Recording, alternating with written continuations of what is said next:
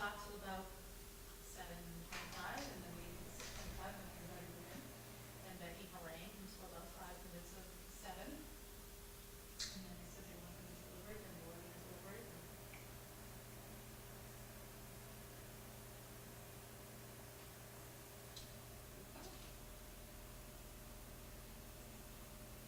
And Vicky maintains. She did.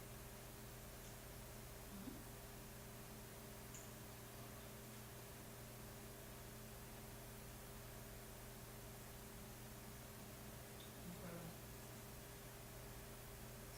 This should be a sad moment for me, because we're working on this. Oh, Unbelievable. it'll be a sad moment for the entire administration.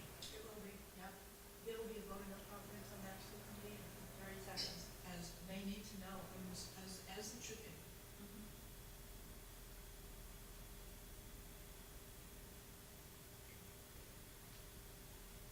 And is it coming from one source? Yes, which one?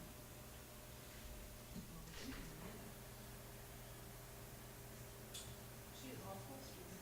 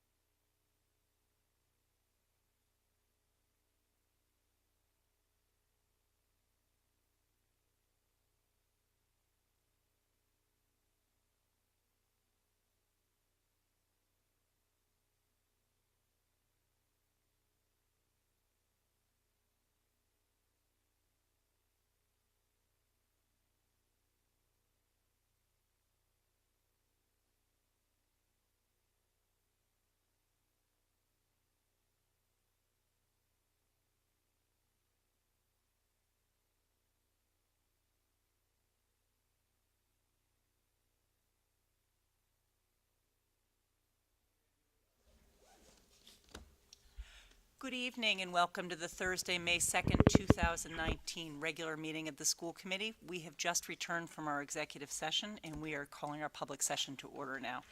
I would ask for those who are here in the library with us who would like to join us in saying the Pledge of Allegiance to please rise. I pledge allegiance to the flag of the United States of America and to the republic for which it stands, one nation, under God, indivisible, with liberty and justice for all. Thank you. So we are going to pick up our agenda with the item 4, which is the public hearing for school choice. And I would entertain a motion to open the public hearing at this time.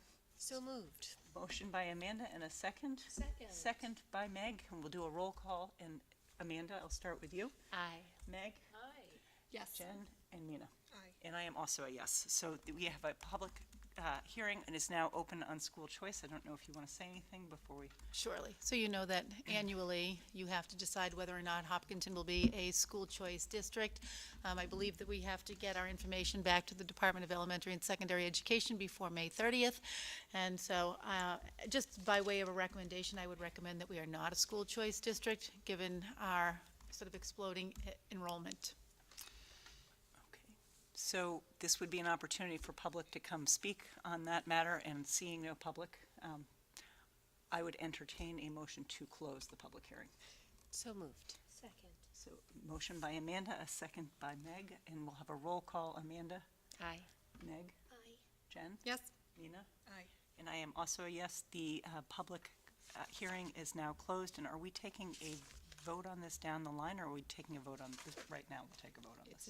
Yeah, I don't think I see it anywhere else in the agenda. So in that case, I would seek a motion. Did you have a particular wording that we needed to have on that? I think it's Oh, it's right number there. 8, yeah. Where? New business? Right under, Oh, it I'm is. sorry, it is on there. New business, yeah. Well, we can take it out of order since we were just doing it. So I would seek a motion to approve the superintendent's recommendation not to participate in school choice for the 2019-2020 school year. So moved. Motion by Amanda, second. Second. Second by Jen. All those in favor? Yes. Aye. And so we will not be a school choice, participating in school choice next school year. So that brings us down to, do we have we have no public comment because we have no public here, but do we have any recognitions for this evening? Okay. Well, we had so many nice, lovely ones last time. We did them all last week. Yeah.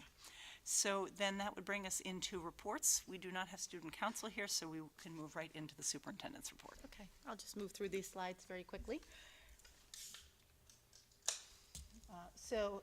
Here you can just see some of our students at the World Robotics Competition in Kentucky. And I think the interesting thing about the picture on the right is that our students are enjoying lunch with students from Tunisia. That's kind of neat. That is cool. Yeah. These are just some pictures from last weekend's Into the Woods, the middle school drama. I heard it was amazing. See it on HQ? Oh, nice. All right, there you go. This was a question that came up to us just coincidentally yesterday when we went to the moderators meeting. So they wanted to know, what is the grant and who are the trustees of the grant? Last year, the trustees of the grant were very gracious and they funded a math pre-teaching program at the Elmwood School. It's something that Mr. McCann actually brought to the school. As opposed to remediating kids who struggle, what they do is teach math concepts prior to the kids actually finding them in the classroom, or encountering them in the classroom. So they choose the kids who are, in the bottom performing ranks in the STAR math assessment that's given in the fall. And then they put them into small groups of 4. They create 5 groups of 4, and they are taught lessons. And the objective is really to make math, fun and less daunting for them. So in the upper left-hand corner, you can see there's a quote from a parent. It was fun and engaging for my son. He really started liking math, and I think that was the purpose of the entire program.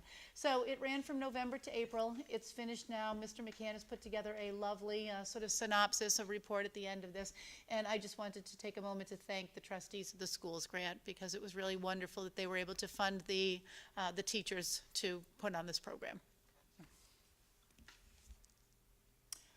You can see that we've had EHOP, Know Your Vote, and this morning, the Chamber of Commerce did the State of the Town. So both of those events have prepped us for annual town meeting, which will happen on Monday, next Monday evening, and Tuesday, and Wednesday.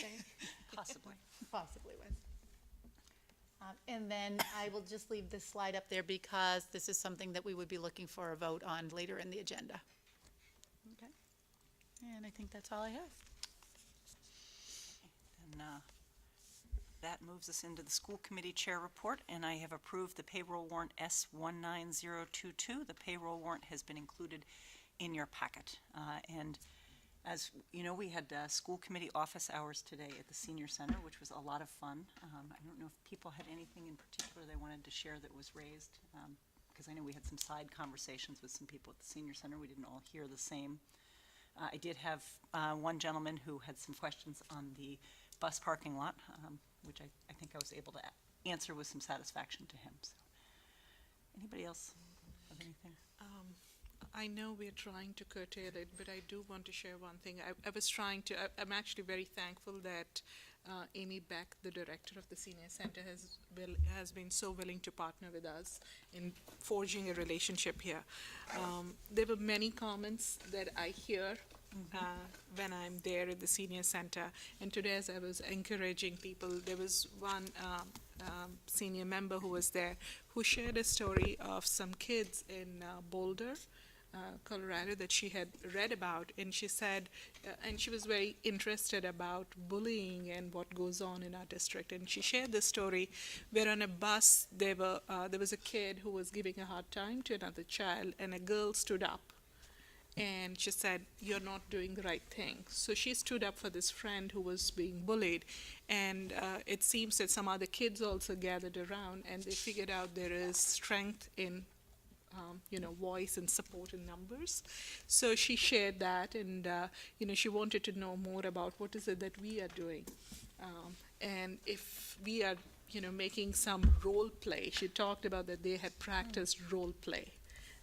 So I really am very happy that our seniors continue to stay engaged and give their feedback. Nice. That's great. Thank you. And thank you very much to you for setting that up for us and helping to establish that connection for us in the community. So other than that, I think the only thing I participated in of note was the moderators meeting to get ready with some of the other town leaders for the town meeting next week, and we have posted for I think just 3 days, so hopefully we're not going into a fourth day, but so that we can have a little bit of time if we need to discuss anything before the meeting to prep for it. We are posted for 6:30. So that is, I could read this, but where are we posted for? Is there a particular room in the middle school that we're posted, location? I think we are just posted for the auditorium. Okay. Is that, We, look it up, or are we posted in for room? past years, we have been posted first for the principal's conference room. So I think that if you take a look at that, I think we're Okay. posted there Okay. first and then Okay. the Thank you. auditorium. Saves me from reading. Does anybody have liaison reports? No. There are, but tonight, Okay. All right, and we've already covered school choice, which shockingly really actually brings us up to 7:45 was the school physician's contract, so we're really not far behind. Okay. So the school physician's contract is actually in your packet under new business. And you can see that our school physician is Dr. Boder. The amount that we would be suggesting for her contract for this year is $7,086, or at least not to succeed $7,086. And I'm just looking for a vote to approve the school physician's contract for the 1920 school year. And that $7,086 includes a 2.5% increase. I just saw her this morning. She's a doctor for both my kids.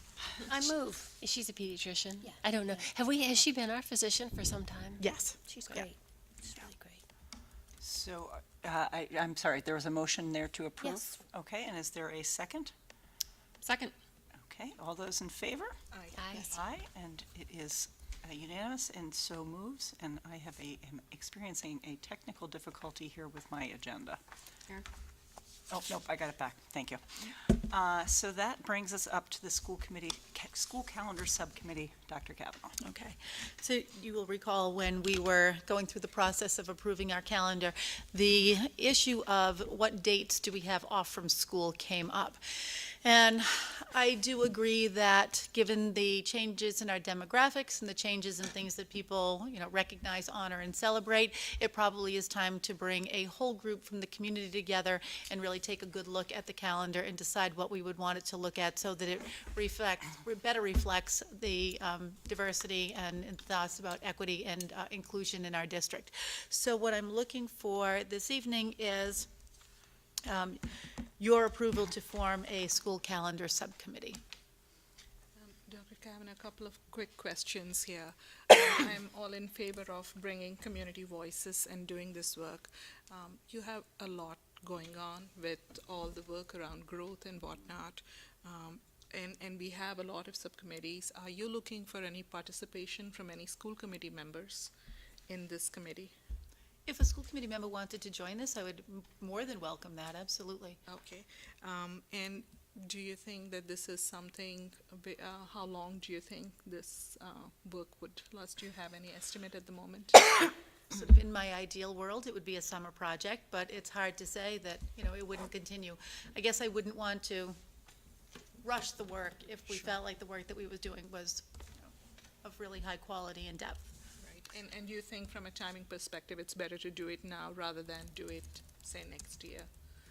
Given all that you have, I'm just being mindful of your time and energy to this project. And I'm not saying that this is not important. I think this work is important, but just trying to prioritize. And I will go with just asking for your I think I would feedback. like to begin it in the summer. There's that sort of, more relaxed feeling in the summer that happens. And if we can at least start the work, it would be wonderful if it concluded. But, we will be next January looking to approve another calendar. So I would like to get started, I think, in the summer. Okay, thank you. Sure. How many Thank you. members are you looking for on this? Well, I'm thinking that we probably need to have some of the administrators in our school, maybe someone from either the HTA or, someone at least within the Teachers Association, and then folks from town, and then a school committee member. So we could be a group of 10, 12. Okay. So, and typically, when we form a subcommittee, the school committee would then approve the actual membership of it. Do you want to bring that back? Sure. Just maybe on the 16th? And Absolutely. this would allow you to get started with Okay. the preliminary. Does that make sense? And I think the charter too, some verbiage. That's what Again. we agreed last time. Yeah, okay, absolutely. I think it's For the scope. policy BDE, which I'm looking at the moment. on That's subcommittees. impressive. All right, so do we want to just make one full motion at the time, or do you want us to? No, I think a full motion at the time is fine. Sure. Then that moves us into item D, which is the turf field fundraising. So this is, I wanted to bring a follow-up back from, I know this also came up at our appropriations hearing, which is that when the turf fields were approved last year, the school committee at the time had committed to working to raise $500,000 to offset the debt service on that. And the committee, the group of people working in the fundraising, Jean Birchman is one, Jim Ballas, John Graziano, and they have solicited any business in this local area you could almost imagine, and have not come back with any grant money from them. They are continuing to work at that, and there are some they have not heard back from. But as a result, the fundraising is significantly behind where they had anticipated.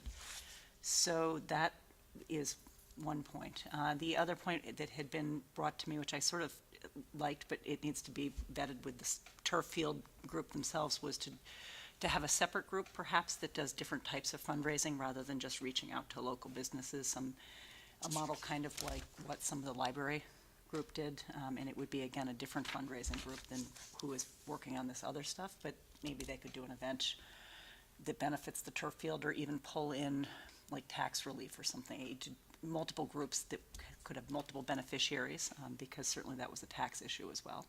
Or we could stick to just turf, but I just wanted to update you guys to let you know where things stand, and that we need to look kind of beyond where we can bring money in. So so we can honor our commitment. Is it directly attached to us as a school committee, this turf So field fundraising? the turf field fundraising is not it is not the five of us are not responsible for the fundraising, but we would be perhaps responsible for identifying a group that would, or working kind of, and that's to kind of look to authorize a group to fundraise on our behalf. Nancy, would we also have to get involved in case what was proposed to be raised through fundraising falls a little short? So the amount that was approved was not, they are not going to take away from our school budget, for example, if we don't raise it, but it's a good faith that it had been promised that they would continue to work on raising the money in an attempt to raise this. And the library, I know, has done a tremendous job at raising money. I think they've raised a lot. I don't want to misquote I the think name, but over $1 million is what I remember. Is there a reason why the existing subcommittee restricted its efforts to just corporate solicitation and didn't pursue? So it's not actually a Bible. subcommittee, it's just a fundraising group, and that was the piece that they were comfortable with. They were not, there has not been a group kind of looked at to do other types of fundraising. But the athletic fields subcommittee Is was not a it- fundraising group. Is it defunct at this point, or is it still a? There is still a group for the turf field, the athletic fields, yes, but it's not a fundraising group. That doesn't fall within the scope of what was approved for them. One last thought, Nancy. I know fundraising is not easy, and I am not in their shoes, but just throwing an idea out there. Given that we are, one of the top schools in Massachusetts, what if we reach out to, say, Nike or one of these big companies and ask They for have reached out, something? yeah. They have, to They've kind of reached out do to a like lot of a- big oh, is companies, that yeah. right? Oh, okay. And have not had the success that they had anticipated. A couple of particular companies would be interested that have not. I think part of the difficulty lies in the fact that the turf field has been built, Exactly. and it's harder to raise the money after the fact than it is before. Although it is a choice time right now, because according to all spring athletes with whom I've spoken, has been a godsend. They haven't had to cancel baseball and softball. Absolutely. And lacrosse. It is already a much loved resource. So I wonder if it might be a good time. So reach out. that's really my point, is to look. They will continue, that group that is working with reaching out to corporate, and continue reaching out to more and to plug along with what they're doing, but it could be that we need to look to another group to do a different type of fundraising. So it's our responsibility. It is not, we are not going to fundraise the five of us, but we would need to kind of approve, Agreed. ask a group to, see if we could work on that. And that, I would come back with that, because I am the turf field Okay. liaison. You So are I'm- the I will turf come field back with it. person. I am you- not personally going to do all the Okay. fundraising. I will help with the fundraising, but I will it needs a applaud you group. if you do it. Do we It know will need a what we group to need do. to raise, what's left to be raised to get to the goal? A lot. Okay. Because there have not been any corporate sponsorship. There's a GoFundMe Okay. that has raised a little bit of money beforehand. But, so, we will keep plugging away. Okay. So that's my update. Thank you. So that brings us into the bullying report. Okay, so I will just be very brief. Georgette and I reviewed the numbers today. At the Marathon Elementary School, there were 2 allegations of bullying. One was no findings, and another one is still pending. At Elmwood, if you look at the document, it will look like there were 3 allegations of bullying, but it's actually the same parent filling it in 3 times, so there's really just one, and that was found to be not bullying. At Hopkins, there were 2 allegations of bullying. One was substantiated as bullying, one was not. At the middle school, there was 1 allegation of bullying, and that case is sort of still pending. And at the high school, there were 10 allegations of bullying, and 8 of them were deemed to be bullying. And that's pretty much the 18, 19, how many people filed reports, and how did those reports turn out? Have the numbers increased or have they dropped? They stay pretty much about the same. I would say that only the high school numbers are up. Okay. Can I ask, are you satisfied with how our policies and our processes worked? Did you find any need for tweaking or us to review anything? No, I think when a principal in the district gets an allegation of bullying, those principals take them very, very seriously, and I think that the investigations are always thorough. Last year at this time, I can remember working through a case with Mrs. Carver, and I mean, we would work on that case sort of day and night and continue to collect data and do student interviews, and I think that they are all very, very thorough in the way the process works, so. Okay. And so the reporting worked, we got the reports, the part that we oversee seems to be effective to your judgment? Yeah, interestingly, when we put the bullying report online, for a while, folks were filling it in, and whatever the mechanism was, it wasn't forwarding that on to the principals. So we caught that, and now, when somebody fills it in, it's actually kind of advantageous for us. So if a person doesn't use the online form, and they use the written form, the principal then will take it and type it into the spreadsheet where the online form uploads to manually.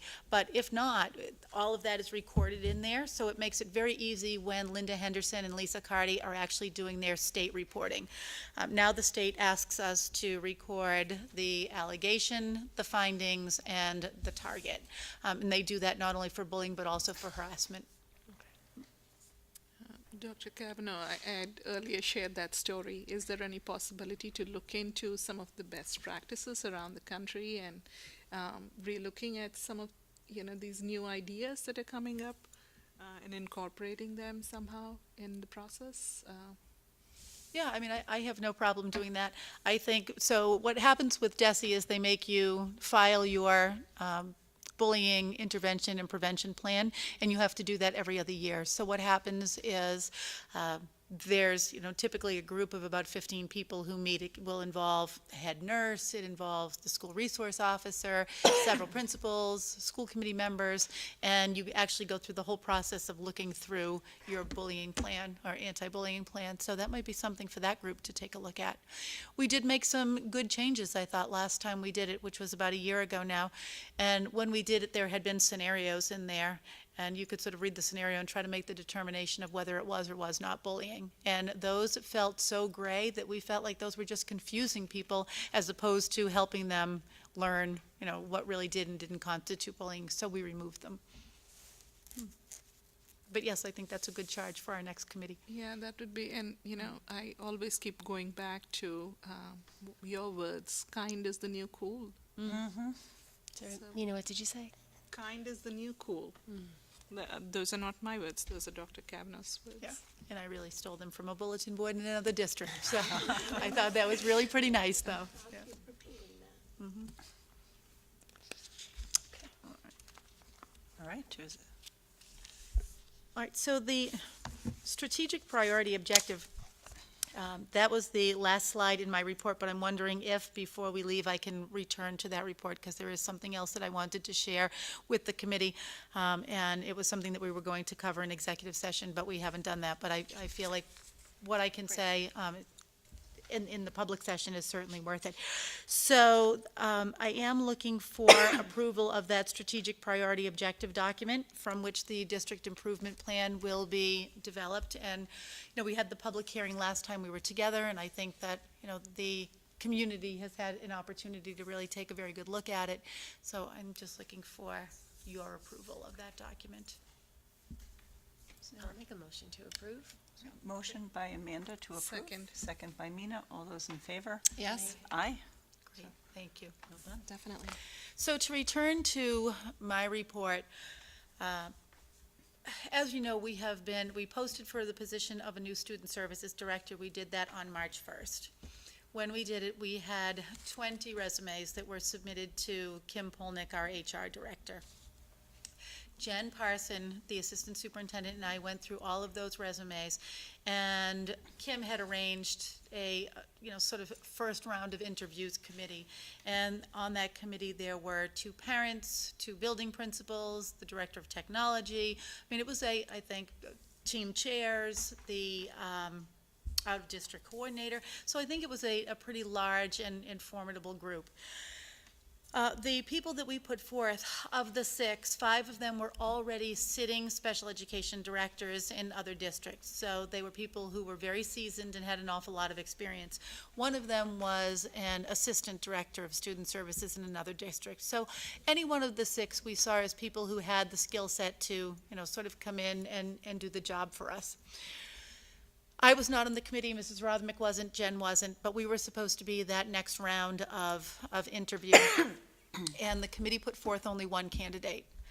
And when Mrs. Rothmick and Ms. Parson and I interviewed that person, we really just felt like she was not going to be the right fit for our district. So right now, we are in a position where we don't have anyone slated to go into that position.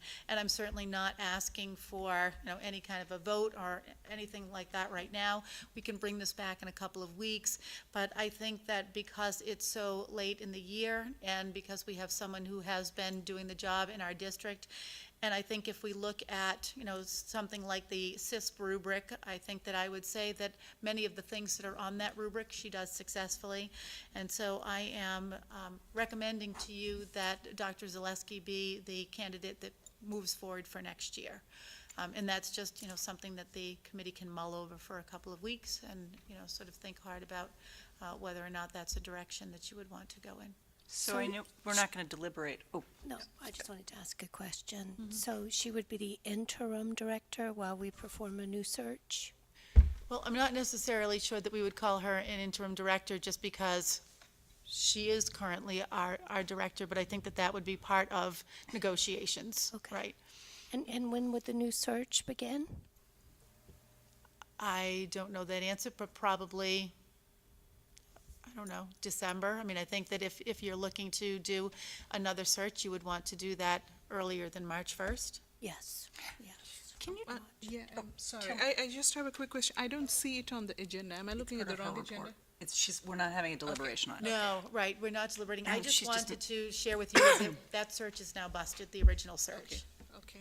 So we will come back and put this on our next agenda, but just to clarify your recommendation, because you had mentioned the CIS rubric, do you Yeah. just want to explain a little bit about what that stands Yes, for? so technically, there's not an actual rubric to evaluate your director of student services, right? In the same way that there's not an actual rubric for your director of technology or your assistant superintendent for curriculum and instruction. So what we kind of do in those positions is we say, what are some of the things in the superintendent's rubric that the assistant superintendent does? And what are some of the things in the building principal rubric that the assistant superintendent does? And we kind of piecemeal it together and have that person put together some goals. The CISP rubric is the one that does sort of those support kinds of services. And so we would, evaluate guidance counselors and team chairs and those kinds of folks using that rubric. So that might be helpful for people to sort of take a look at and say, these are some of the tasks that we would hold that person accountable to. Obviously, there are other things. I mean, even some of the things from the superintendent's rubric might be some of the things that would be handed off to your director of student services. But I think the CISP rubric is one that kind of gives us a good idea of. Dr. Kavner, what would be the right forum to discuss this in more detail, where we can, deliberate and possibly receive some feedback even and consider? Sure. So, as you know, on our agenda tonight, we had an executive session, and as anyone watching at home could see, our executive session ran really late. So we never got to the second part of that, which was to talk about a strategy to prepare for negotiations with non-unit personnel, the Director of Student Services. So I would think that an executive session to sort of talk about the parameters of negotiations, which is what we were supposed to do this evening. And typically what would happen if we were to move in that direction, you would authorize me to engage in negotiations. So we'll discuss that on the 16th. I think we should do that in an executive session on the 16th. Okay. Okay. So we are not coming back to executive session tonight then, is that? Oh, because that's what that's an Michelle option as McNulty well. had, Michelle McNulty had, I think, we had looked to see it, Oh. how our timeline was, is what we had discussed We at could the end certainly of do our that. executive session. We've We are not currently- voting tonight on anything. Currently left our executive session suspended, right? Oh, We okay. suspended the other one, Right. but we did not open this item. All right, and because I wasn't at the end of that, I guess I Yes, didn't you were realize not how at it the end. ended, so. Yes, sorry. Okay. So, yeah, we can go back in. Okay, so this brings us to the School Department Stabilization Fund, which is you. Yes. So the Legacy Farms host agreement stated that when the school department received 200 students in our classrooms who were all living in Legacy Farms, we would receive a one-time payment of $500,000, and that money has been paid to the town. So on town meeting floor, there will be an article on the warrant that asks for the town to, with a 2/3 vote, create a stabilization fund, and with a majority vote, put the $500,000 into the stabilization fund. And in the event that the school department needs to use that money, it would have to come out with a 2/3 vote and the approval of the school committee as well as the town finance director. And for this coming year, $200,000 of the $500,000 have been appropriated in the event that we have really extreme enrollment and we are in dire straits and need to do something to sort of mitigate that enormous enrollment. And the reason why this is on our agenda again tonight is that we did not vote on our recommendation, and the town meeting will actually ask for our recommendation, and we need an official vote for that, but I move. if, I was gonna say. Okay, There a you go. motion by Mina and a second by Meg. All those in favor? Yes. Aye, and so we will move that along with our recommendation I at think town they'll be meeting. pleased to know that because they were looking at the moderator's were. meeting if we had that yet, so. So, and that brings us into item H, which is the superintendent's evaluation. All right, I know that in the last week, we have talked an awful lot about this. You have all of the rubric criteria, but I think that the criteria that you don't have yet are just the progress on the goals. And so, oops, I suppose I can, yeah, there's plenty there. Just walk you through this document. You will remember that these goals were the ones that I had presented in the summer. We brought them back a couple of times.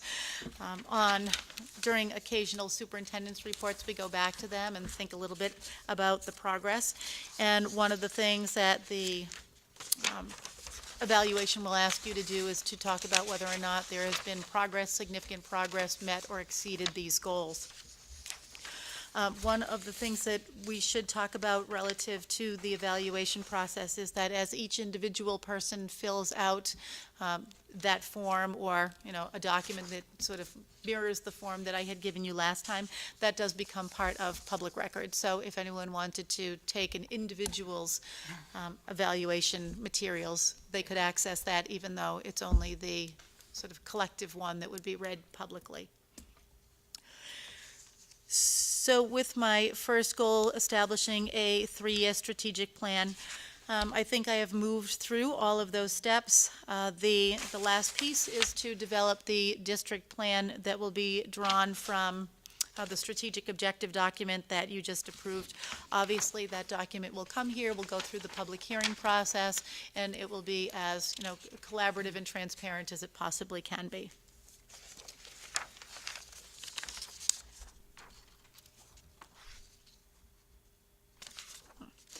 The second goal was the one about building the repertoires of our administrators, faculty, and staff in cultural sensitivity and diversity with the hope of ensuring greater social and psychological safety for students. You know that we've had 2 public forums. We've approached 3 different texts this year. The third one that hadn't been on the original document was White Fragility by Robin DiAngelo. Recently, I did poll the administrators and asked them the degree to which they felt, that the learning was substantial for them, and there was an average of 3.5 out of 5 points. And then when I asked them how they felt we had done with this information trickling down into their buildings, they again gave a 3.5 out of 5. And I do think that every one of our building administrators has spent some amount of time at every faculty meeting going through some of the very relevant kinds of information that we have tossed around, some of the things that they have presented on their own around diversity, equity, and inclusion.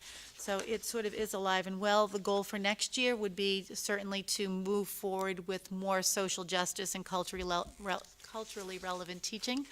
As you'll remember from last time we were together, Zaretta Hammond talks about that sort of multicultural kind of celebratory thing that we do, but then there are also pieces around social justice and culturally relevant teaching.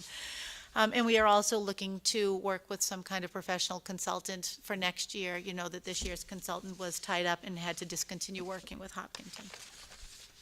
Dr. Cano, on this goal, just for next year's goal, I know we're not talking about those now, but since you referenced,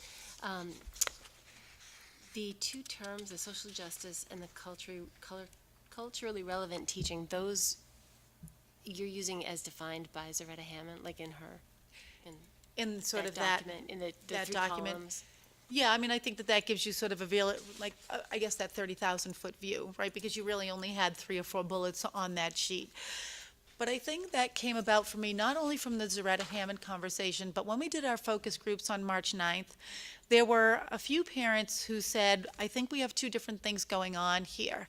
The social justice piece is sort of the way our kids sort of interact with each other. And what does that mean when we have that lens of, you know, I can kind of stand in your shoes and understand who you are and build empathy.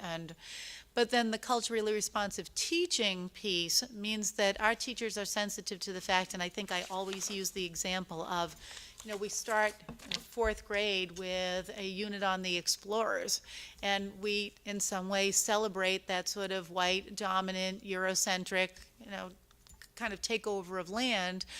But then a subsequent unit of study is on slavery. And what happens with that is, you know, we sort of take a look at, you know, we say they were victims, but we never look at the oppressor. And I think that we don't look at the oppressor because it's kind of painful for us to do that, right? So when does our teaching become culturally responsive? And just recently, we had a student of color make an appointment with Mr. Keller who said, I have been a black student in the Hopkinton Public Schools for a very long time. And I feel like when we have had those kinds of conversations in my classrooms or even, you know, just in my everyday experiences, I have always been looked at as a victim. And it's very difficult to kind of go through school with that, with other people looking at you through that lens. So I think there's work to be done for our teachers in terms of the teaching itself and our curricula. Thank you. Can I ask a question, which you might have discussed at one point and I didn't hear it or I was absent? What happened to the results of the focus groups? Weren't there going to be some compiled and written responses? So the focus groups that we did on March 9th, you mean? Yes. Yeah, so what we ended up doing with all of that, and I think you may have gotten a copy of this, Cindy Boney had written, I think, a fairly extensive report and sent it back to the district. So I can forward that to you, Meg, if you don't have it now. And from that information, she had put together something that looked like this, and then the administrative team took that and made some alterations to it. Because, you know, our feeling was that Cindy did a really nice job of coming in and listening to everything that, you know, parents had to say on the 9th, and she had also put out that entire survey to the community. She had come to an admin council meeting. So I think she had a very good sense of who Hopkinton was at the time. But there were just a couple of things that didn't sort of feel like us, you know, so I would say the changes that we made were very minimal. Okay. Yeah. It would be great if you could send that to me. I will, because yeah. It doesn't seem to be in my email. Okay, We- I'm sorry. we need a- Okay, I will send it out to Thank all of you. Yes, thank you. I think you did walk us through a little bit, shared a few highlights. You did. I Yeah, think I no. definitely saw it. It was detailed. It was about 35 pages Lot of detail. something, I can't yeah. say I committed it to memory. It may be in the Google Drive, but it might be easier to access okay. through email. Yeah. Yeah, I will definitely send it. Thank you. Doing it, I think. The third goal was my NISP goal. Yesterday was our last full day, the in-service day for a new superintendent induction program. Obviously, I continue to work with the mentor, throughout the summer. We visit about 6 hours a month. He's been to a school committee meeting. He also did a walking tour day through the middle school with me. Alan was gracious enough to set up about 4 or 5 math classrooms. So we went in and we saw all levels of math being taught. Some of them were co-taught, so it was a pretty interesting day. And I think my mentor was very impressed with what he saw there. And then a couple of months later, we went to Hopkins and we sort of looked at a lot of the co-teaching models there, and I think the co-teaching models at Hopkins are interesting because they have those adjoining classrooms. So there's a classroom, and then that small room in between. And it was very interesting to see how many kids were in so many different places learning so many different things. Kids just kind of sprawled on the floor with laptops, other kids, getting explicit instruction. It was pretty interesting. So again, I think he was very impressed. And NISP continues. So there will be more to come in the next couple of years. Did you find it helpful? I find it very helpful. In fact, they did ask that question yesterday. And one of the things that I think NISP is very good at is just sort of guiding you through a timeline. So that when you get to October, the question will be, does your district have a strategic plan in place? Is it alive and well and thriving? Is it not so well? If it's not so well, what kinds of things do you want to do to kind of rectify that? Do you feel like your administrative team could take it and revive it? So that's kind of, and I felt like because this was a district that had a 6-year plan, I think once you get past year 3 or year 4, because I don't think right now we could ever predict what Hopkinton is going to look like in 6 years. It kind of gets to a place where you want to give it a good, thorough, maybe do-over. My student achievement goal was to take a look at our grade 10 lowest 25%. As you know, the lowest 25% in any grade level is going to constitute 62.5% of that school's score in that particular domain. So the lowest 25%, for example, in English language arts in grade 10 will constitute 62.5% of the high school score in English language arts. So over the course of the year, we did some professional development with not only the English department, but also the special educators, and that happened in September, November, and February. There were other times when I met just with the special educators. We have also brought in Ilda King, that you don't see on here, and she worked with some of the people who are working with our most intensive needs kids, and I thought she did a really nice job of, I guess, addressing appropriate reading material, how to generate and promote vocabulary acquisition with kids, how to work on sentencing, and I'm hoping that all of the work that we have done in ELA, grades 6 to 12 in special education this year are going to be very helpful to our kids, not just in terms of testing, but in terms of reading, writing, and being sort of lifelong readers and writers. All right, and then the last one is the budget. I'm sure you, me, Mrs. Rothermick, everyone at home, the Chamber of Commerce, probably all know our budget presentation by heart, right? Because we have done it in so many places and at so many times.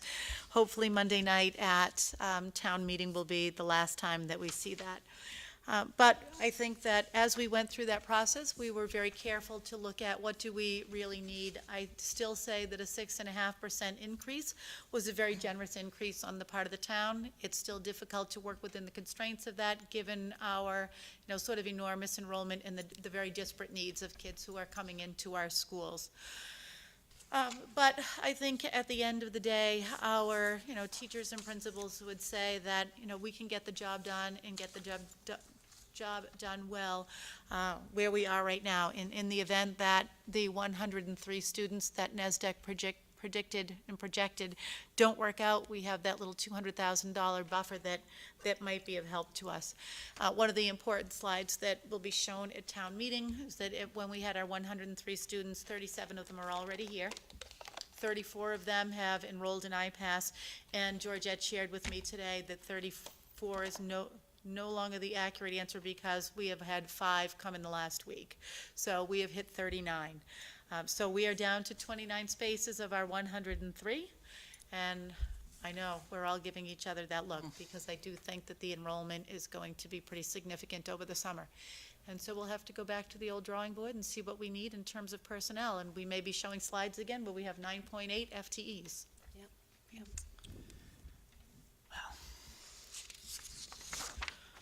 All right, so those are all of the goals, and we'll bring this back for public evaluation on the 16th. So between now and, what did I say, the 13th, which is the Monday or Tuesday right before our next meeting, if everyone could fill out their individual ones and forward to me in some way, I will collate all of our stuff together on one document and get it to you by Wednesday night or Wednesday midday. If you get it to me by Monday, I can get it to you by Wednesday morning. And we use an online form for that, right? That would be my Online fillable preference. form? That would be my preference, so I don't have to retype everything. Don't that, want me to use my pencil. If you Did sharpen you it send? nicely for I me, I'll do it. found one, but did you send one too? There's a link. If you Georgette just go to has one. DSE, you can find it. It's Yeah, there. there is the one that came from Desi that I had handed out last time. I don't know if that's a really easy one for you to use, or if you even feel like that has a lot to it. Well, that and that And one that you online. handed out is available online. Online. Yeah. I asked And I can Georgette send- for one, and she forwarded one to me.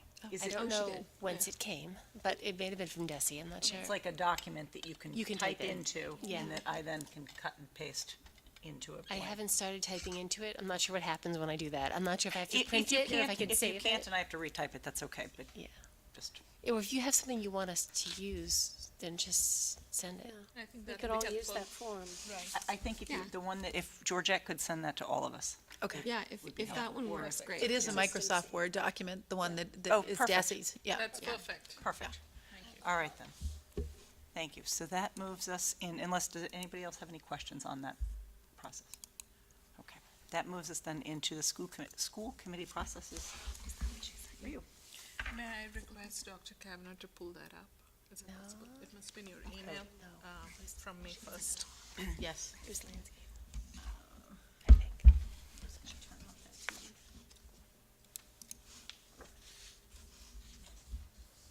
Did you say May 1st, Mina? Yes. Okay. Oh, turn it off so that all your email is not projected up onto HCAM's TV. Is this in the packet? This was an email, I think. No, This is it a was pre- the a email you sent. presentation that Mina has, correct? Yes. Just it.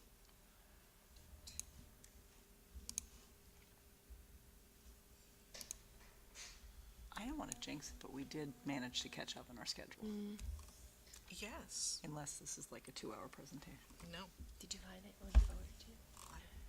The, her presentation. Processes and practices. Yes, thank you. That's it. It's not for deliberation. Yes, yes, yes, thank you.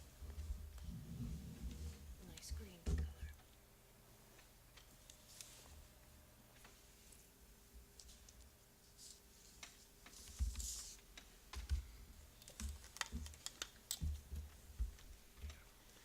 Is that fine like that? Yes, thank you. Great, thank you. So Nancy and I, as you all know, have been looking at some of the school committee processes. This is something we had taken permission from the school committee. This is just to give you some update on where we are and gather your thoughts on, anything that you see here.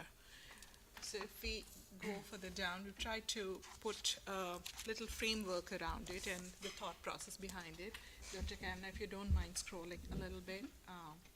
So if you look at this statement, we know that a lot of the knowledge of how these processes currently work, the school committee processes, are in the collective body, but there's no documentation, right? So the goal, the thought is that we have a group of policies under the school board governance and operations. So we want to use that as the overarching guideline, if you will, for the processes that we want to document. And some of these processes are extremely nuanced, so we can't capture every nuance out there, but we do want to document the processes to help bring clarity, efficiency, and make sure we are all on common ground with regard to understanding how these processes work. So if we move to the scope, if you will, the scope is again defined by that group of policies which are purely under how we govern, the school committee governs. and our operations. And of course, as part of this, if we find some efficiencies, we'll bring those forward. And if we scroll down, so the approach we are looking at is first to come up with a master list of processes that we think should be called out. We want to identify those. We want to look at that with the scope of, again, that broad policies that we have, the governance, and then review that list, perhaps prioritize. There are a lot of things that we want to document, but we do want to prioritize which are the first ones we want to talk about. We want to draft that, come up with a first initial draft based on what we have observed, and also come back to the collective body for feedback, and of course work with Dr. Kavanaugh to get her feedback in the process, because we work so closely with her, and a lot of these processes will involve working with her. Besides that, we were also thinking of looking at best practices in other districts, and or even other committees. We hear within our town how committees are doing their business, so we can learn from that as well. So our hope was probably to go for some field trips, and maybe we'll take some other folks too if they're interested to join us, and we will identify which all are the places we would want to go for this field trip. And finally, after all the feedback is in, we would publish it. So an example is, the school committee agenda items. So how do we bring forward an agenda item onto the school committee today? So that is not documented, although we collectively have an understanding of how that process happens. So what we did is we started off by breaking down, looking at all of the agenda items that we have had in the past year. We reflected on that a little bit, broke it down by what are the categories that we have, how many of these came from within the school committee, which ones came from the community, how did we go about it? So we kind of looked at it, also tried to evaluate what were some of the challenges there, right? So we looked at all of that, and if we go further down, please. And also in terms of priorities, like when issues come up, when agenda items get requested, how do we prioritize them? That's also into consideration. So if you look at it, this particular process of the agenda items can be loosely tied to the school committee meetings policy, BE. That policy simply speaks to the meetings, that the kinds of meetings we have. It doesn't necessarily highlight how do you bring forward an agenda item. So one of our action items was to come up with a brief process on bringing the agenda items for discussion, which Nancy very kindly drafted. And so we are in that step of having drafted our current process. So we want to bring it to you and to Dr. Kavanaugh for review and feedback before we take it forward. What we also realized as part of that process was perhaps we're having a lot of meetings, so perhaps an efficiency thought process was maybe a calendar of all the meetings that we have, plan a month ahead. I think I'd heard Amanda at some point make that recommendation that, where are all the places that we go to, so we could add that also. So we kind of came up with a sample calendar. So you see, it's not big enough, but you can see, for instance, 6th, 7th, 8th, which is highlighted in orange, is our annual town meeting. Further down, for instance, on the 23rd, we have the International Night at Elmwood, which we might want to attend as a school committee. Also, we have at the Senior Center, the Happy Healers Club dancing with the seniors. I think that would be a fun event to attend. So things of that nature that we want to collectively attend could possibly have a calendar of sorts. We also felt a lesson learned, Dr. Kavanaugh, if you don't mind staying up there for just one moment, thank you. Was to keep track of the work we have done. When we collected or pulled all the information from the agenda items, we could see the amount of work that was done, how much we reviewed, how much we deliberated on all these different topics besides various subcommittees we've been part of. So we felt that maybe this is a thought that to look back and reflect how the past year has been and hopefully plan better for the future. Even the meetings, right? How can we get better at it? Some meetings are emergency and unavoidable, but we can always be better. So these are some thoughts. So these are some suggested processes, if we go to the next slide, that we could document. So of course, the agenda items for school committee's consideration, agenda items, right? Then operation during the school committee meeting. I think one of the things we talked about is, let's say if a new item is brought forth on the floor of the meeting, right?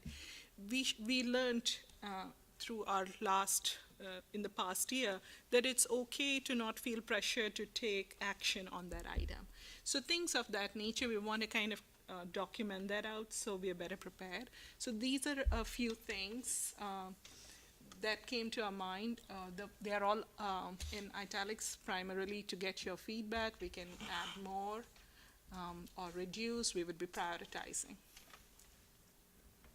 So, Mina, in the terminology of the subcommittee, we would call these procedures. Okay? Does that sort of gel with what you're Yes, thinking? absolutely. We can call it that. So, where the policy is kind of sort of like the law, that's the procedure is operationally how we go about doing our job. That's right. Okay, just to clarify for people watching. Sure. So these would hang under our policies like our other procedures do for everything else. Absolutely. So we can absolutely change the terminology to procedures. That makes most sense. Okay. And then there is a proposal for a timeline. Identifying the processes to be defined, prioritize, and commit to them that, okay, we're going to do this for the next upcoming year, hopefully June. Nancy, I threw some dates out there. I think they're reasonable. I think there are challenges with meeting any of those dates. Timely feedback from everyone, competing priorities. We're always in so many meetings doing so much stuff, so if we slip up, there is a possibility.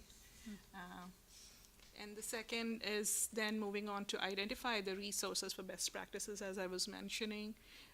Document prioritized processes, seek your feedback, finalize and publish. And we might need some support there with regard to publishing, whether it's linking to a policy or perhaps some help from Mr. Ghosh. We'll have to figure that out. And then, of course, identify the processes for consideration for the following year. We want to make sure that by next year we have completed a certain chunk of work, whatever processes we identify, and then have prioritized the next lot, if you will. That's the thought process. Dr. Kavanaugh, if you don't mind going back up just for that list of processes. So I would really appreciate everyone's feedback on some of these items that we have listed out. If there are any thoughts on, is there something that you are confused about, or there's some ambiguity there that you would want us to prioritize and list out? And I know I've been the one talking all through, but it has not been just me. I've worked with Nancy. Nancy, please. But you did a lovely job putting together the conversations we had, so thank you. I think you did a great job, both of you. Mina, this looks good. I think the things that you've listed, taking it back to last summer when you were talking about sort of a new school committee member orientation, this is the type of stuff that you just don't necessarily know how to do when you show up. So it's nice to have it written out. From your timeline perspective, maybe I would recommend maybe picking 2 or 3 and just seeing how it works. Because if we pick 2 or 3 and they take us 6 months to get those 2 or 3 done, then we'll know maybe we have ambitious sort of goals of achieving this in the timeline you've set out. But Yes, just to absolutely. see what it's like, because if it only takes a couple of weeks to get 2 or 3 done, then we're golden, Absolutely, Yeah. absolutely. Feedback well taken. In fact, it is not the goal to complete all of this in this year at all.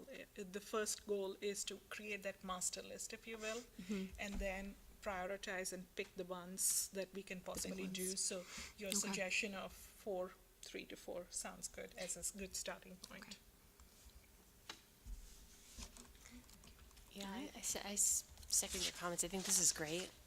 Some of them, when the work originates with Dr. Kavanaugh or with Mr. Rothermick, I mean, I think it's a little easier to be led along So I feel less at sea because there is a professional to guide us. You know, I think when we initiate the work, like creating a subcommittee, there I feel kind of at sea. So there are definitely some that jump out to me as more urgent.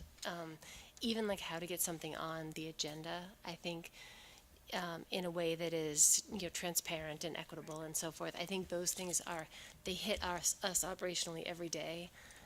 So there are a few among the list that to me, We wrote language up for that. oh, yeah. Nancy did But a I great job. We'll of bring that back for discussion. Yeah, so, Probably want to circle back with Dr. Kavanaugh Yes. too, and then bring Right. that back, right? whereas things like the budget process where we are in it, we are led through it nicely by our professionals. So it's helpful. So, Thank you know, I feel like there's probably more to know, but for me, I think when we look at priorities, the ones where like the buck stops with us, it starts and stops with us, and we have to sort of figure out how to do it. I think those bubble up for me. Sounds great. And, you know, feel free to send your thoughts on any ones that you feel should be prioritized. And Okay. we can pick those up. Perfect. This is a It's good great idea. work. Thank you. Thank you. All right, so at this point, we would have our second opportunity for public comment. We have not managed to draw any live viewers in, so we will move over that. And I would seek at this time, let's do the items by consensus, and then following that, we can entertain a motion to enter it back into executive session. All right, so as superintendent, I recommend that the school committee vote to approve the items by consensus as outlined in your agenda. So moved. I have a minutes correction. Okay? Sorry. Good. I was wondering if they were going to be in there. I read them this time. No, No, I always read Good. them. No, it's a minor thing, but I thought it was relevant because it came up at the Know Your Vote forum, and it's something that we actually did some due diligence on, and I wanted it to be captured in the minutes, and it was related to the bus parking lot and the fact that we looked into, we talked about and specifically looked into whether additions on the back of the high school would be Okay. impacted, and they wouldn't be. Which minutes are Sorry, these? That's it was okay. the minutes from March 21st, item G, the school bus parking lot. And I just, some notes to reflect the specific discussion on the HHS expansion and the fact that the bus parking lot will not impact our ability to put on the 2/2 6 classrooms on the back. Just because it is something that we specifically asked about, which is what brought it back in the first place, I think. And the community then brought it up again, so I want them to know that we looked at that. That was also discussion on social media Yeah, there was a bit. Okay. recently. There was. And we did the work on that, and I think we should make sure Make sure people it's in know there. that we looked at Okay. that specifically. Okay, so should we pull those minutes out from the items by consensus, and I can make those adjustments, and we'll bring them back? Does that sound good? I think that'd be Okay. good. Okay, so we will Okay. pull that, the March 21st ones out from consideration, and return to the motion that Mina had made. And is there a second to, well, first we want to amend it. Is there a friendly amendment to exclude the March 21st minutes? Yes. Yes, okay. So, and I'm looking for a second. Second, okay. What's a friendly amendment? I don't know, I think we can just Because take her it. original motion was to approve the items by consensus. Okay. A friendly amendment is to exclude from the original, Okay. the March 21st ones. Okay. Okay, so, I'm sorry, now I've lost, who was the second on that? Meg? Meg. Meg is the second. All those in favor? Aye. Yes. So at this time, then, we will go back to our executive session. I would seek a motion to enter into executive session to comply with or act under the authority of MGL C 30A S 21A2, specific to conducting strategy sessions in preparation for negotiations with non-unit personnel, the Director of Student Services, because having the discussion in an open meeting would have a detrimental effect on the school committee's bargaining position, and to reconvene in open session for the purposes of adjournment. So I'm So looking, moved. motion by Meg, is there a second? Second. Second by Mina, we'll have a roll call, I'll start with you, Amanda, Aye. Meg, Aye. Jen, Yes. Mina, and I am also a yes, so we will move into A219 again, because I can't tell if that other room is locked, and we will be back shortly.